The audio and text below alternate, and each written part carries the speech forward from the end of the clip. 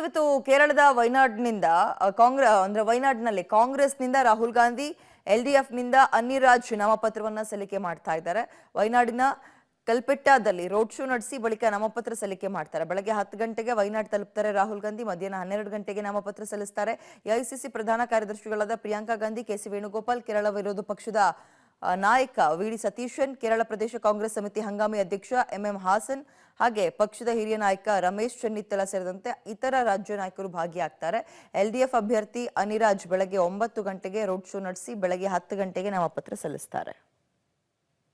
ಕರ್ನಾಟಕದಲ್ಲಿ ಸಂಚಲನ ಸೃಷ್ಟಿ ಮಾಡಿದಂತಹ ಬಿಟ್ಕಾಯಿನ್ ಪ್ರಕರಣಕ್ಕೆ ಸಂಬಂಧಪಟ್ಟಂತೆ ಆ ಪ್ರಕರಣದ ಆರೋಪಿ ಶ್ರೀಕಿ ಏನಿದ್ದಾನೆ, ಈಗ ಶ್ರೀಕಿಗೆ ಗನ್ಮ್ಯಾನ್ ಕೊಟ್ಟಿದ್ದಾರಂತೆ.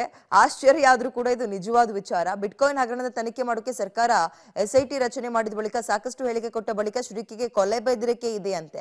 ಅಲ್ಲದೆ ಶ್ರೀಕಿ ಪೊಲೀಸರ ಕೈಯಲ್ಲಿ ಸಿಕ್ಕದೆ ತಪ್ಪಿಸ್ಕೊಂಡು ಓಡಾಡ್ತಾ ಇರ್ತಾನೆ. ಹಾಗಾಗಿ SIT ಇದೀಗ ಆತನಿಗೆ ಗನ್ಮ್ಯಾನ್ ಅನ್ನ ಕೊಟ್ಟಿದ್ದಾರೆ. ಶ್ರೀಕಿ ಈತನಿಗೆ ಬೆಂಗಳೂರಿನಲ್ಲೊಬ್ಬ ಕಿಲಾಡಿ ದರೋಡೆಕೋರ ಸಿಗಾಕೊಂಡಿದ್ದಾನೆ. ಈತನಿಗೆ ಫುಲ್ ಟೈಮ್ ಕಳ್ತನ ಮಾಡೋದೇ ಜಾಬ್ ಆಗ್ಬಿಟ್ಟಿತ್ತು.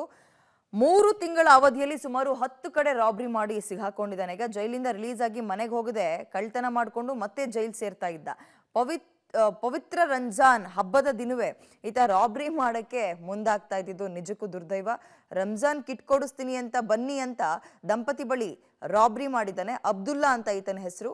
ಖತರ್ನಾಕ್. ಈತನನ್ನ ಅರೆಸ್ಟ್ ಮಾಡಿದ್ದಾರೆ ಅಶೋಕ್ ನಗರ ಪೊಲೀಸರು.